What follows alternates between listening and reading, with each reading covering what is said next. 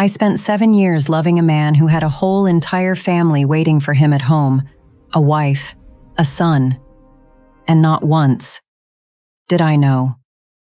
My name is Glory. I just found out the man I gave 7 years of my life to is a married man, with a kid. And me? I'm the other woman. We lived far apart, but we were both close to our jobs, and neither of us wanted to throw away our years of seniority. Mario worked security for high-profile artists, the kind constantly traveling the world. His schedule was unpredictable, his hours were odd, and honestly, back then, I never thought twice about it. One afternoon, while Mario was visiting me, we went to a mall at a halfway point between our houses.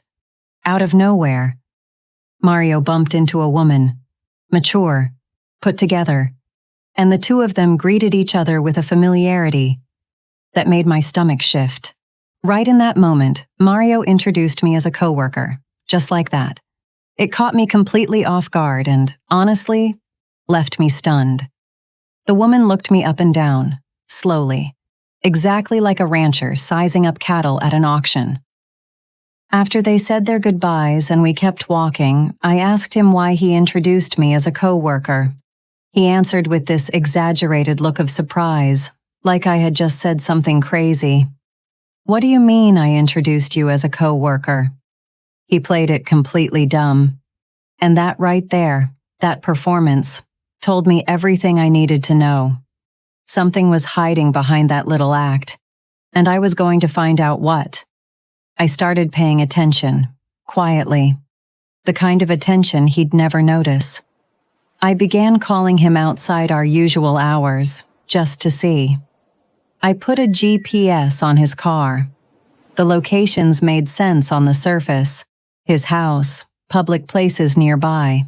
Nothing alarming. I had a key to his place, so I started showing up unannounced. Different days, different times, for an entire month. His clothes, his colognes, nothing else, no trace of anyone. When I couldn't reach him, he'd tell me he was out of the country working, that during tours they run 24 hours straight and he couldn't always get to his phone. I almost believed him. Then one day, while Mario was at my house, he walked out to his car. I stood back from the window, pulled the curtain just enough to see without being seen. He opened the glove compartment and pulled out a phone I had never seen before. Made a call. When I saw him wrapping up, I nearly knocked myself over running back to the couch so he wouldn't catch me watching. A second phone. He had a second phone. And I sat there asking myself one question. Why? To me, it felt like someone was summoning him. And I became convinced that phone had every answer I was looking for. The problem was getting to it. If I could at least get the number, I could track it. Dig something up. My grandmother used to say patience is a friend to those who wait. So I waited. Almost 2 full weeks. And then one afternoon, his car was blocking mine in the driveway. I asked him for his keys. Casually, no hesitation. Said I needed to run to the supermarket for dinner. I did it fast. No warning. No room for him to think. And it worked. The second I pulled out of that driveway, my hands were already moving toward the glove compartment. I found it, exactly where it was before. I pulled over a couple blocks down and just sat there, with it in my hand.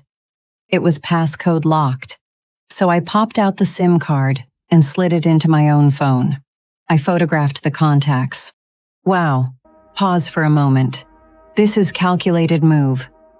We want to know, have you ever stayed silent when everything in you wanted to react? Tell us below. Now back to the story. Then I sent 4 short texts to a few of them.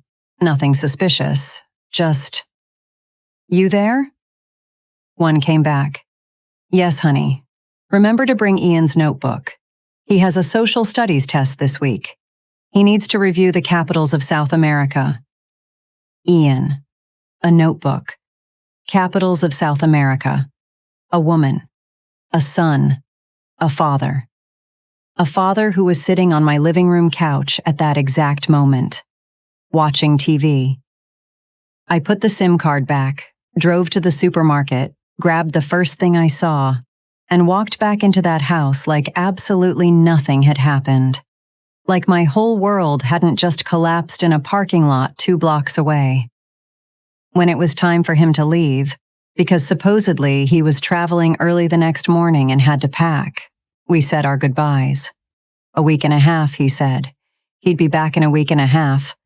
The second that door closed behind him, I looked up Monique Stewart on Facebook, and there they were. The happy family of 3. Ian getting a piggyback ride from him, both of them grinning ear to ear. Monique holding him in other photos, looking completely in love. A whole life. A whole life he had been running back to, every single time he walked out my door. I didn't have a single doubt left. I didn't need any more proof. But I wasn't done. I wanted to trap him first. I wanted to watch him squirm. And then I was going to make him pay. For 7 years of lies. 7 years I gave to a man who was never fully mine. 7 years. I can never get back. Mario showed up 17 days later. The artist had extended the tour dates, just like always. That gave me plenty of time, and I used every single day of it, just like he had spent years carefully building his double life. I spent those 17 days feeding a side of myself I didn't even know existed. The side of the woman who was lied to, used, and underestimated. The mistress who never knew she was a mistress. And I was dead set on making him regret every single one of those 7 years. One evening, while we were having a couple of beers, I looked at him and said it, as casually as I could. Mario, honey, since you work security and travel so much, if something ever happened to you, God forbid, and since you love tattoos, I want you to get my name and a pair of crimson red feminine lips on your chest, like an identifying mark. The answer was a flat-out no, not even a full sentence. Just no. The kind of no that comes from pure shock before the brain even catches up. Why are you getting like that? I asked. I only asked you to get my name. After 7 years together, I think I've earned a place on your body. Married couples have rings. We haven't taken that step, so a tattoo would be perfect. Don't you think? That man went pale. Not uncomfortable. Pale. The blood drained out of his face like I had just cornered him somewhere he couldn't escape. And deep down, I thought to myself, this is just the beginning. This is absolutely nothing. He insisted no, said he had suddenly lost his taste for tattoos. I reminded him that not too long ago he was talking about getting a tiger. Why not my name instead? Still no. Firm. Final. Desperate no. I didn't expect anything different. How exactly was he planning to walk back into Monique's house, with the name Glory, and a pair of plump red feminine lips tattooed across his chest? He had no idea I already knew the answer to that. And Monique. She had no idea that someone was finally looking out for her. A few searches online was all it took. I found the Stewart family home. Monique was in the dark, exactly like I had been. She had no idea I existed. But that was about to change. I made it my job to learn his routine, down to the hour. And it didn't take long. He would leave the car he drove to my place parked at his bachelor house, then swap to his other car. The one he once casually told me was just a backup vehicle. That was the one he used to come and go from the house he shared with Monique and his son. 2 houses, 2 cars, 2 lives. A flawlessly executed operation, right up until the day he got comfortable enough to get off my couch, leave his main phone sitting right there, and walk out to his car to make a call on a phone he thought I didn't know existed. That was his first real mistake. It wasn't fair for Monique to keep sleeping next to a traitor every night, building a life on a foundation of lies. Just like me, she deserved the chance to be with someone who actually valued her, someone real. And at the same time, Mario's carefully constructed world was about to come apart at the seams. I didn't know if she'd leave him or not. That wasn't my decision to make.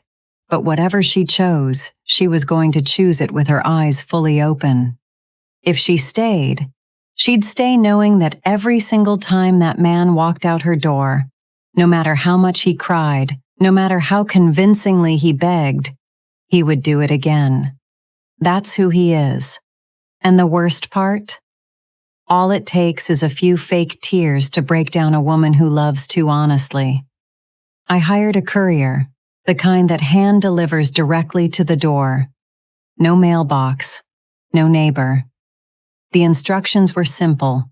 Hand it to her, and only her, in person. I wasn't trying to destroy her. I wasn't the other woman by choice. I was placed there by a man who made sure I never knew the difference.